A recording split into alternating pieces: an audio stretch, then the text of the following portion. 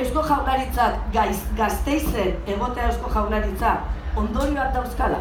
Ez dala nun jarri, hor egoteak suposatzen du Euskal Herri osorako, erkidegorako zerbait.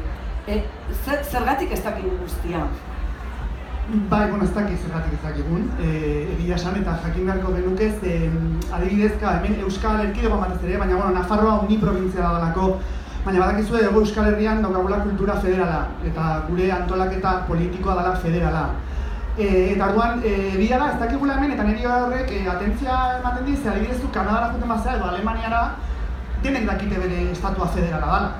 Denek dakite nola antolatzen da bere estatu demokratikoa. Eta hemen ez daukago ideiarik ere ez, baina inkluso politikari asko.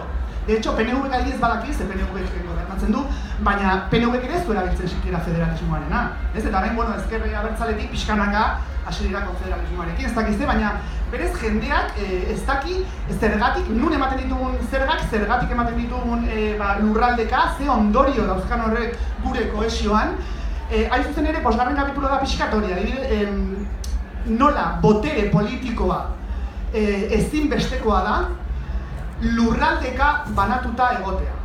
Lurraldeka banatuta egotea zenaet konstituzionalki lurraldeka banatuta egotea. Alegia, lurralde bakoitzak bere gaitasunak eta eskubideak edukitzea bere fiskalitatea zartzeko. Zeka, kontuan izan, bakizute Europan gaudela 28 estatu, Europar Batasunean, baina 32 ogasun.